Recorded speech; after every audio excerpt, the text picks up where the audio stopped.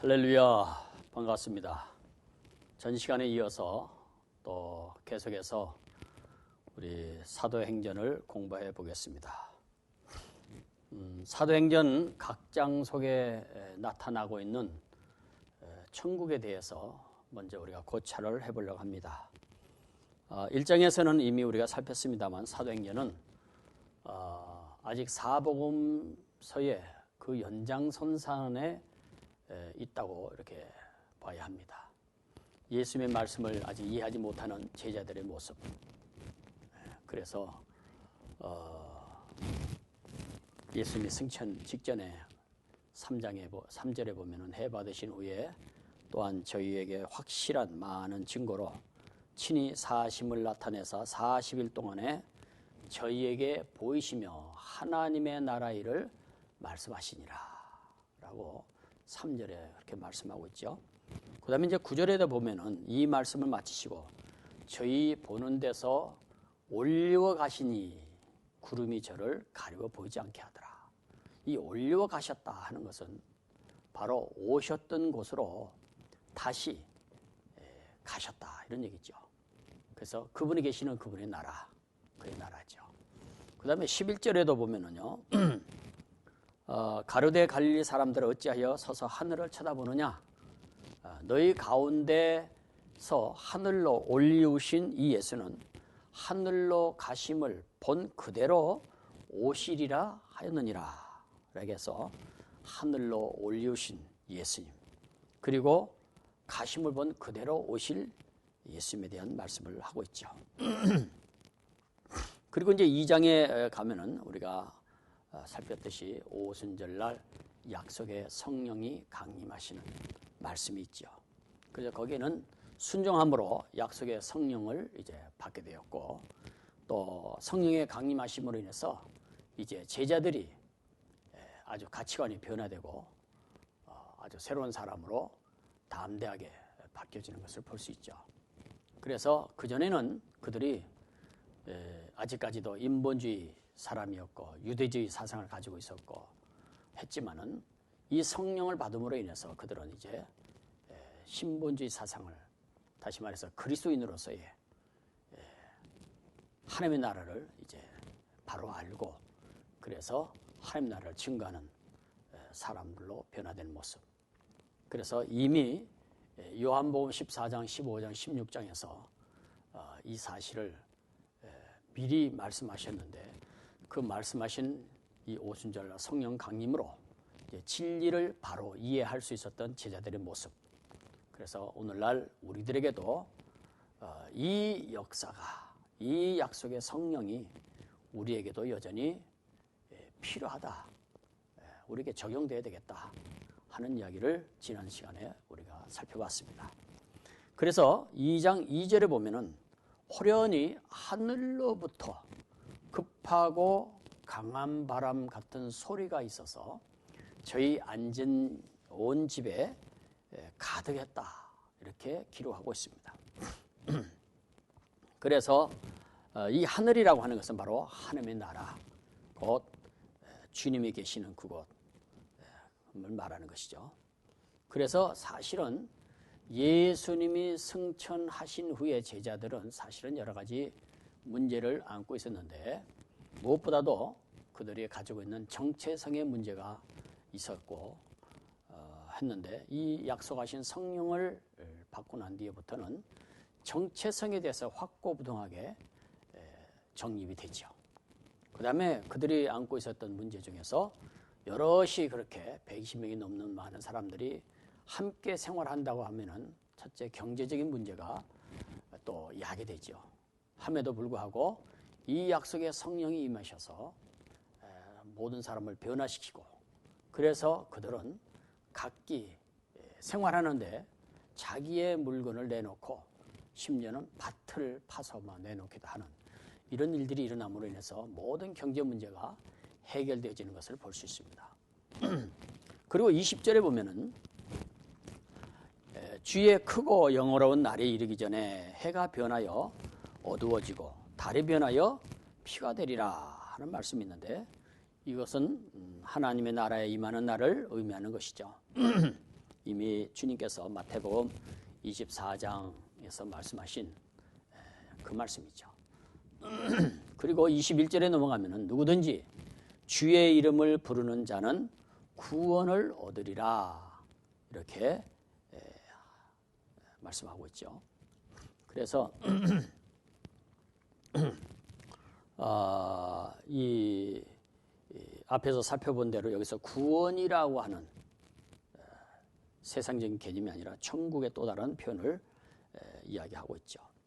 그리고 34절에 가면 다윗은 하늘에서 올라가지 못하였으나 친히 말하여 가로되, 또 35절에 가면 주께서 내 주에게 말씀하시기를 내가 네 원수로 네 발등상이 되게 하기까지 너는 네 우편에 앉았으라 하시는 말씀.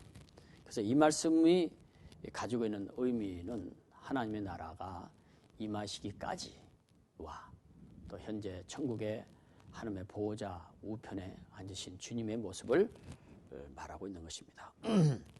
그리고 3장에 가면은 19절로 20절에 보면은 그러므로 너희가 회개하고 돌이켜 너희 죄 없음을 받으라. 이같이 하면 유쾌하게 되는 날이 주 앞으로부터 이를 것이요. 또 주께서 너희를 위하여 예정하신 그리스도 곧 예수를 보내시리라 라고 말하고 있죠. 그래서 베드로와 요한이 성전에 올라가다가 안진뱅이를 일으킨 후에 설교 내용 중에 이 말씀을 하게 되죠. 그리고 21절에 하는 얘기가 하나님이 영원 전부터 거룩한 선지자의 입을 의탁하여 말씀하신 바 만유를 회복하실 때까지는 하늘이 마땅히 그를 받아두리라 라고 말씀하고 있죠. 그래서 이 만유가 회복되는 때가 있을 것을 얘기하고 있고, 이 사건은 말씀은 로마서 8장에 가면은 구체적으로 또 나오죠. 모든 피조물이 하나님의 아들들이 나타나기를 기다리고 있는 말씀을 하고 있는데 같은 의미가 있죠. 그리고 4장에 넘어가면 이제 관원과 장로와 서기관들 앞에서 베드로가 성령에 충만해서 증거하는 모습을 볼 수 있습니다. 그래서 안진뱅이를 미문 성전에 늘 앉아있던 안진뱅이, 장애인이죠. 안진뱅이를 일으키는 놀라운 역사를 가지고 이제 계속 이제 베드로가 설교하는 내용. 특별히 거기서 이제 12절에 보면은 다른 이로서는 구원을 얻을 수 없다. 천하 인간의 구원을 얻을 만한 다른 이름을 우리에게 주신 일이 없다라고 말하죠.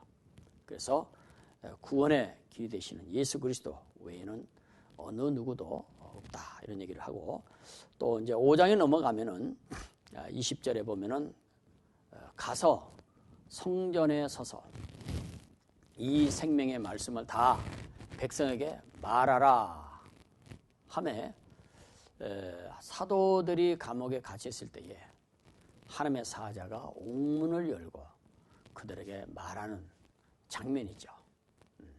그리고 31절에 넘어가면은 이제 이스라엘로 회개케 하사 죄 사함을 얻게 하시려고 그를 오른손으로 높이사 임금과 구주로 삼으셨다. 그래서 이게 임금이란 나라를 전제하는 말씀으로서 그렇게 됐다 하던 걸 얘기하죠. 그 다음에 7장에 넘어가면은 이제 스데반 집사가 설교 중에 이제 설교하는 내용인데, 그 설교 중의 내용 중에서 34절에 보면 스데반 집사가 내 백성이 애굽에서 괴로움 받음을 내가 정령히 보고 그 탄식하는 소리를 듣고 저희를 구원하려고 내려왔나니 시방 내가 너를 애굽으로 보내리라 하시니라. 그래서 여기에 내려왔다는 말을 하죠. 이미 계신 장소인 천국에서 그것을 전제하고 있는 말씀이죠. 그리고 38절에 가면은 시내산에서 말하던 그 천사와 및 우리 조상들이 함께 광야 교회에 있었고 또 생명의 도를 받아 우리에게 주던 자가 바로 이 사람이다 이렇게 말하면서 42절에 보면 하나님이 돌이키사 저희를 그 하늘에 군대 섬기는 일에 버려두셨으니 이는 선지자 책에 기록된 바 이스라엘의 집이여 40년을 광야에서 너희가 희생과 재물을 내게 드린 일이 있었느냐. 시편 103편의 말씀을 인용하고 있죠. 그리고 49절에 보면은 주께서 가라사대 하늘은 나의 보호자요 라고 말하고 있고, 그리고 예수께서 하나님 우편에 서신 것을 내가 보는도다. 스데반 집사가 이제 순교당하면서 하늘이 열리죠.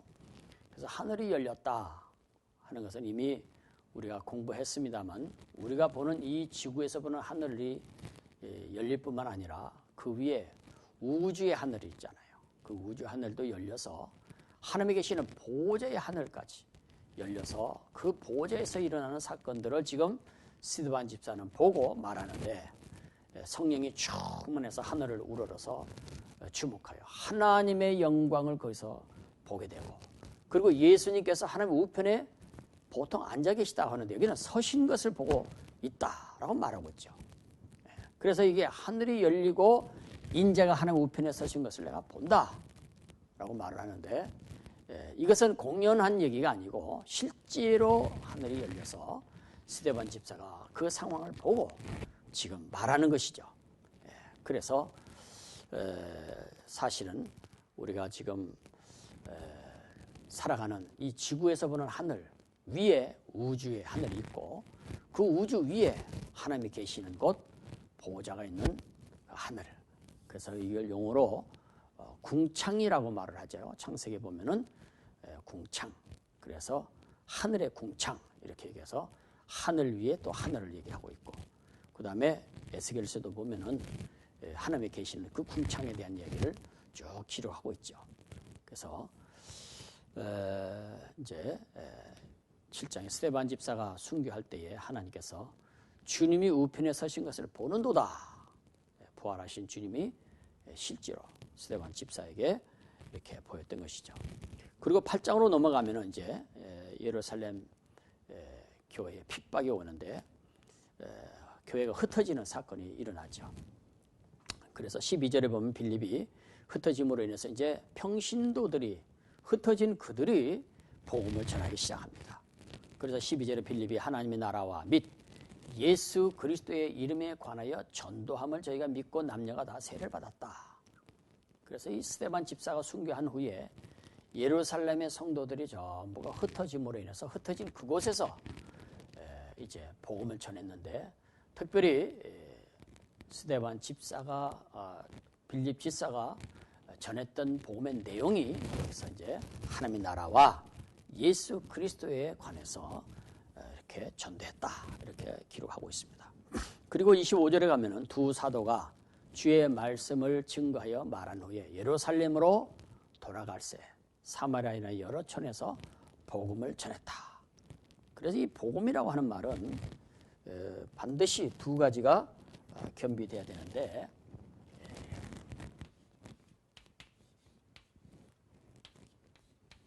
복음이란 기쁜 소식이죠. 그래서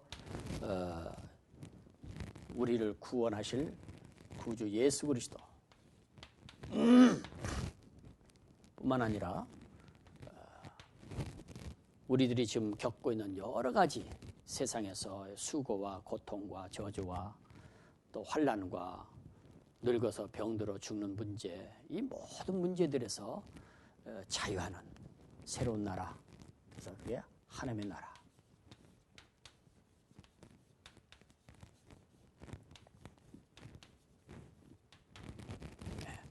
그래서 천국이라고 그러죠.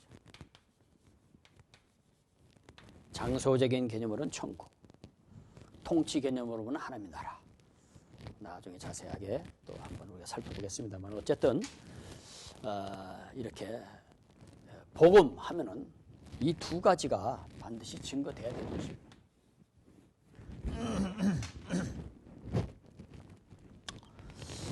그 다음에 이제 9장에 넘어가면은 3절에 보면 사울이 행하여 다메섹에 가까이 가더니 호련히 하늘로서 빛이 저를 둘러 비쳤다. 여러분 잘 아시다시피 사울은 교회를 핍박하기 위해서 다메섹으로 가다가 이와 같은 경험을 하게 되죠. 그래서 강한 빛에 의해서 그는 이제 말에서 떨어지죠. 떨어져가지고 음성을 듣게 되는데 그때 이제 주의 음성을 듣고 또 부활하신 주님을 만나게 되죠. 그리고는 이제 변화된 9장에서 보면 사도 바울이 완전히 변화되는 장면이 나오고 10장에 가면은 이제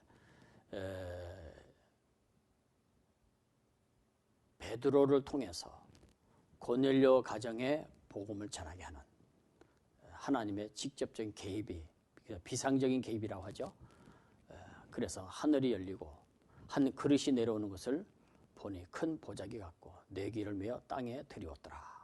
그래서 하나님께서 베드로를 통해서 고넬료 집에 보내시고자 하시는 환상이죠. 보여준 거죠. 그 다음에 이제 10장 36절에도 보면은 만유의 주 되신 예수 그리스도로 말미암아 화평의 복음을 전하사 이스라엘 자손에게 보내신 말씀. 그래서 베드로가 고넬료 집에서 복음을 전할 때 증거한 말씀 볼 수가 있고, 그 다음에 11장에 넘어가면은 이제 유대에 있는 사도들과 형제들이 베드로의 고넬료 가정에 간 것에 대한 비난을 하는 말에 대해서 다시금 자기가 경험했던 환상 가운데 봤던 이야기와 그리고 고넬료 가정에서 이제 복음을 전하는 때에 처음에 우리에게 임하였던 것과 같은 그런 역사가 거기도 있었다. 이런 얘기를 하는 말씀인데 그 중에서 5절에 보면 가로되 내가 욥바성에서 기도할 때 비몽사몽간의 환상을 보니 큰 보자기 같은 그릇을 뇌 귀로 매여 하늘로부터 내리워 내 앞에까지 들이옵다. 하늘로부터. 그 다음에 13장에 가면은 46절에 바울과 바나바가 담대히 말해서 말씀을 전하는 말씀에 보면은 먼저 너에게 전할 것이되 너희가 버리고 영생 얻음에 합당치 않은 자로 자치하기로 우리가 이방인에게 행했다. 사도 바울이 1차 이제 선교 여행 중에 BCD 안독에서 복음을 전했는데 거절하는 유대인들에게 대한 이야기죠. 그래서 거기에 이 복음을 받아들임으로 인해서 영생 얻음에 합당치 않은 자로 자치하기로. 그래서 영생에 대한 이야기를 하고 있고 14장에 가면은 이제 여기도 루스드라에서 안전뱅이를 고친 후에 사람들이 바울 일행을 신처럼 받들려고 할 때에 얘기한 얘기인데요. 15절에 보면은 14장 15절에 가로되 여러분이요 어찌하여 이러한 일을 하느냐. 우리도 너희와 같은 성정을 가진 사람이라. 너에게 복음을 전하는 것은 이 헛된 일을 버리고 천지와 바다와 그리고 그 가운데 만유를 지으시고 살아계신 하나님께로 돌아오라 함이라 라고 말하고 있는 모습을 볼 수 있고요. 22절에 가면은 제자들의 마음을 굳게 하여 이 믿음에 거하라고 권하고 또 우리가 하나님의 나라에 들어가려면 많은 환난을 겪어야 할 것이다. 라고 말하죠. 그래서 루스드라와 이고니온과 안디옥을 거쳐서 가면서 성도들을 권면할 때 하신 말씀이죠. 그리고 15장에 가면은 안디옥 교회에서 일어난 율법의 문제로 인해서 예루살렘 교회 회의 중에서 베드로가 또 변론하는 내용이 나오는데 실제로 보면은 많은 변론이 있은 후에 베드로가 일어나 말하되 형제들아 너희도 알거니와 하나님이 이방인들로 내 입에서 복음의 말씀을 들어 믿게 하시려고 오래전부터 너희 가운데서 나를 택하셨다라고 하는 복음의 말씀. 11절에 가면 우리가 저희와 동일하게 주 예수의 은혜로 구원받은 줄을 믿노라. 그 다음에 16장에 넘어가면은 바울이 이 환상을 본 후에 우리가 곧 마게도냐로 떠나기를 힘쓰니 이는 하나님이 저 사람들에게 복음을 전하라고 우리를 부르신 줄로 인정함이라 라고 하면서 마게도냐의 환상을 보게 되는 내용. 그래서 바울은 아시아로 복음을 전하려고 했는데 성령께서 그리스도의 영께서 방향을 바꿔서 마게도냐로 유럽 쪽으로 향하게 하는 모습 말씀이죠. 그리고 31절에 가면 가로되 주 예수여 믿으라. 주 예수를 믿어라. 그러면 너와 내 집이 구원을 얻을 것이다. 그래서 바울이 빌립보 감옥에서 기적이 일어난 후에 간수에게 복음을 전한 내용 있죠.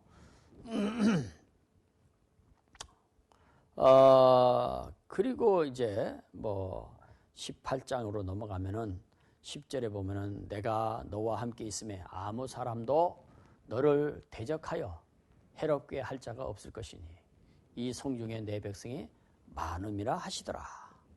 그래서 내 백성이라고 말을 하죠. 내 백성이란 주의 나라의 백성을 가리키는 말씀이죠. 이제 19장에 가면은 8절로 보면 또 바울이 회당에 들어가 석 달 동안 담대히 하나님의 나라에 대해서 강론했다. 석 달 동안에 사도 바울이 한 일에 대한 얘기를 기록한 것이 석 달 동안 하나님의 나라,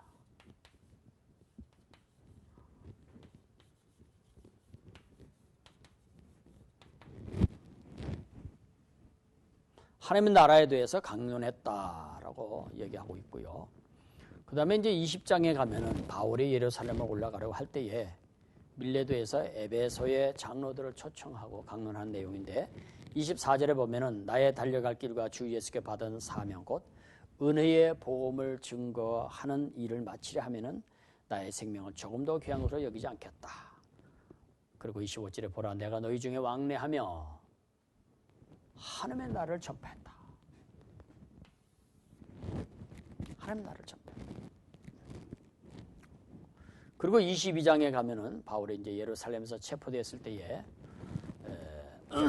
천부장 허락을 받고 그래서 이제 자신을 체험과 주님과 만난 여러 상황을 설명하는 가운데서 6절에 보면은 가는데 다메섹에 가까웠을 때 오종쯤 되어 호련히 하늘에서 큰 빛이 나를 둘러 비쳤다.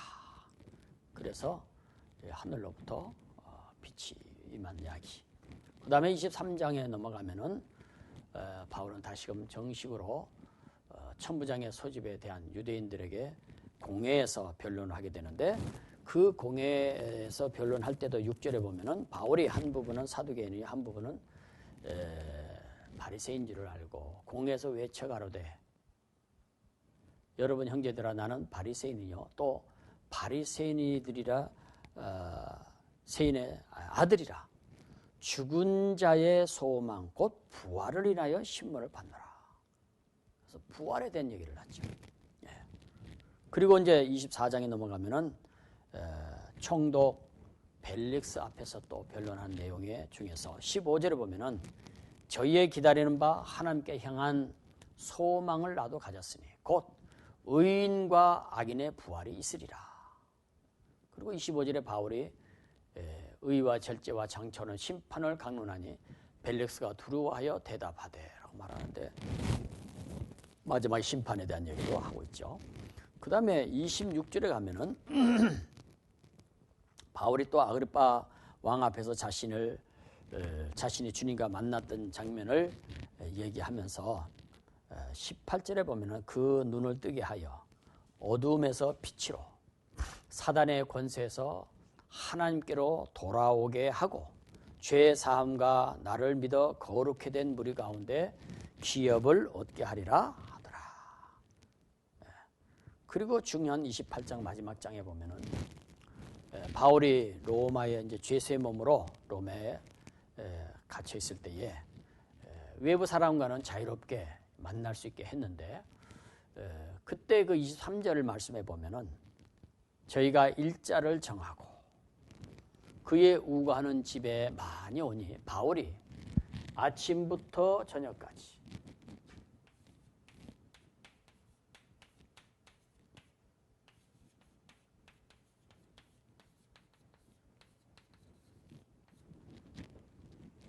아침부터 저녁까지 뭐냐면은 하나님의 나라를 증거하고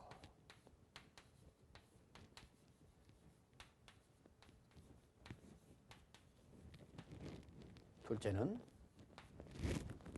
예수 그리스도의 일을 증거했다.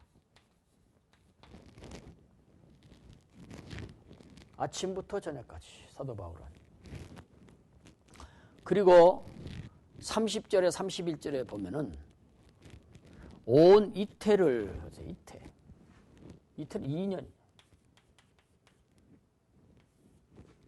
2년 동안에 뭘 했냐 보니까 하나님의 나라를 증거했고 그리고 예수 그리스도를 증거했다.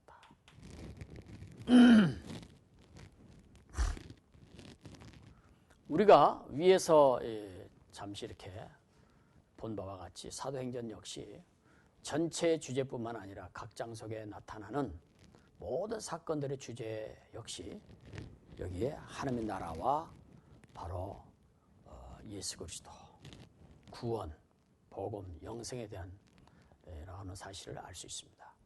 사도들은 바로 이 같은 사상을 중심으로 하여서 교회들을 세워나갔고 따라서 우리는 초대 교회가 가지고 있었던 신앙의 중심은 바로 하나님의 나라와 그 영광